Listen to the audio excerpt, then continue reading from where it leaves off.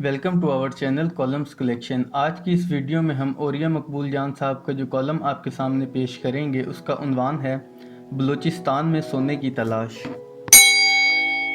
कोयटा से ईरान जाने वाली आरसीडी शाहराह का 80% से ज़्यादा हिस्सा पुराने चागी डिस्ट्रिक्ट के बीच से गुजरता है।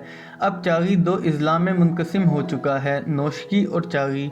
एक ज़माने में इस वसीओ अरीज़ ज़िला का हेडक्वार्टर नौशकी होता था। इस शहर के बीचों बीच एक पहाड़ी वाक़या है जिस पर अंग्रेज़ पॉलिटिकल एजेंट या डिप्टी कमिश्नर ने अपना घर बनाया था, जो आज तक डिप्टी कमिश्नरों का मस्कन है। इस पहाड़ी पर खड़े हों तो जनूब मगरिब के सिमत आपको बुलंद व बाला स्याह संगलाख पहाड़ नज़र आएंगे या रेत का सहरा। रेत के ये टीले अपने जहरीले सांपों की वजह से इस कदर मशहूर हैं कि भारत से भी सपेरे सांप पकड़ने यहाँ आते हैं। सूरज गरूब होता है तो रेत के ये टीले सोने के ज़र्रात की तरह चमकने लगते हैं।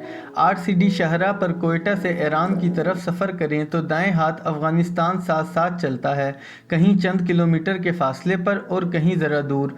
इस सड़क पर नौशकी के बाद सिर्फ एक ही बड़ा शहर दिलबदीन वाक़या है, जहां आरामदेह रात गुजारने के लिए डिप्टी कमिश्नर का रेस्ट हाउस हुआ करता था। चागी में बहैसियत पॉलिटिकल एजेंट या डिप्टी कमिश्नर अपने क़याम के दौरान मैं बारहा इस रेस्ट हाउस में ठहरा हूँ, लेकिन यहाँ मेरा पहला क़याम 1980 में हुआ था, जब मैं बलूचिस्तान यूनिवर्सिटी में पढ़ाता था और अक़वाम मुत्तहिदा के मंशियात की रोकथाम वाले एक इदारे के लिए इस बात पर रिसर्च कर रहा था कि बलूचिस्तान में किस कदर लोग हेरोइन पीते हैं। इस सिलसिले में जब मैं वहाँ ठहरा तो मेरे साथ वाले कमरे में एक अंग्रेज़ खातून भी मौजूद थी, जो पूरे बर्र-ए-सग़ीर में गोरा कब्रिस्तानों पर तहकीक कर रही थी। वो अंग्रेज़ों की कब्रों के कतबे कैमरे में भी महफूज करती और अगर कोई बड़ा बूढ़ा मिल जाता तो थोड़ी बहुत मालूमात हासिल कर लेती। इस रेस्ट हाउस में लातादाद लोगों से मेरी मुलाकात हुई। एक पूरी किताब इन तमाम शख्सियात पर लिखी जा सकती है जो यहाँ वक्तन फ़वक्तन क़याम करती रहीं और मेरी इनसे मुलाकातें होती रहीं। सलमान बिन अब्दुल अज़ीज़ शिकार खेलने आते तो पहला पड़ाव यहीं पर होता। डॉक्टर अब्दुल कदीर ख़ान चागी धमाके के लिए तशरीफ़ लाए तो यहीं उनका ठिकाना था। इसी दिलबदीन रेस्ट हाउस में मेरी मुलाकात ऑस्ट्रेलिया की कंपनी BHP के सरबराह से हुई, जो अपने खसूसी त्यारे के ज़रिए वहाँ आया था। उस कंपनी ने 1993 में बलूचिस्तान हुकूमत के साथ चागी के इलाके में सोने की तलाश का मुआहिदा किया था। इस मुआहिदे के तहत जो सोना, तांबा, पीतल या चांदी यहाँ से बरामद होना था, उसमें से 75% शेयर BHP कंपनी का और 25% बलूचिस्तान हुकूमत के हिस्से में आना था। अमूमन एक निगाह में ये मुआहिदा ऐसे लगता है जैसे घाटे का सौदा है, लेकिन अगर सोने की कानकुनी के अमल को देखा जाए तो ये महसूस होगा कि इससे बेहतर मुआहिदा नहीं किया जा सकता था।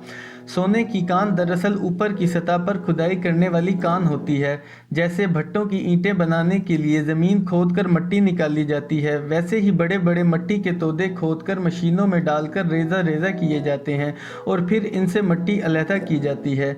ये एक मुश्किल अमल है। इसके बाद जो खालिस धाती ज़र्रात मुयस्सर आते हैं, इन्हें एक बहुत बड़ी मशीन स्मेल्टर में डालकर इसी की मोटी मोटी सलाखें बनाई जाती हैं।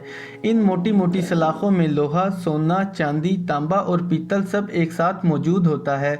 इनको फिर रिफाइनरी में ले जाकर अलहदा अलहदा किया जाता है। अमूमी तौर पर सोना इसमें 0.2% के करीब मिलता है।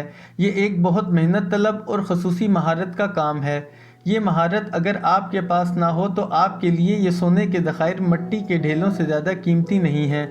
मैं BHP कंपनी के सरबराह को मिला तो उन्हें वहाँ काम करते हुए तकरीबन 2 साल हो चुके थे। मैंने वो ज़खायर जिन्हें रिकॉर्डिक कहते हैं उनके बारे में सवाल किया कि क्या ये ज़खायर सेंदिक के बराबर के ही हैं, तो उसने जवाब दिया कि अगर हमने सेंदिक जितने ही ज़खायर हासिल करना होते तो हम पहले चंद महीनों में ही अपना बोरिया बिस्तर लपेट लेते। ये दुनिया के दूसरे बड़े सोने के ज़खायर हैं। सेंदिक की अलमनाक दास्तान मेरे जहन में थी कि कैसे उस सोने और तांबे की कान का हशर किया गया और अब चीनी उससे सोना निकालकर अपना लगाया हुआ सरमाया ही वापस ले रहे हैं और हमारे पल्ले कुछ नहीं आया। लेकिन मुझे अंदाज़ा नहीं था कि एक दिन रिकॉर्डिक के साथ भी ऐसे ही कुछ हो जाएगा। अफ़गानिस्तान में हालात ख़राब हुए तो अफ़गान बॉर्डर के करीब होने की वजह से BHP ने अप्रैल 2000 में अपना बोरिया बिस्तर लपेटा और ऑस्ट्रेलिया की ही एक छोटी सी कंपनी मिनकोर को अपने हकूक़ बेचकर चली गई। 11 सितंबर का सान्या आया। अफ़गानिस्तान बॉर्डर के नज़दीक होने की वजह से कभी काम होता और कभी नहीं, मगर काम चलता रहा। کمپنی کے پاس سرمایہ کم تھا، اس لیے 2006 میں اسے کینیڈا کی کمپنی TCC نے خرید لیا۔ اس وقت تک ابتدائی کام مکمل ہو چکا تھا اور جہاں جہاں ذخائر موجود تھے ان کا پتہ چلا لیا گیا تھا۔ اب کان کنی کا آغاز ہونا تھا۔ ایسے میں بڑی بڑی للچائی ہوئی نظروں نے اس کی طرف دیکھنا شروع کر دیا۔ جب 1993 میں معاہدہ کیا گیا تھا تو کسی کے وہم و گمان میں بھی نہیں تھا کہ یہ سونے کا مسلسل انڈا دینے والی مرغی نکل آئے گی۔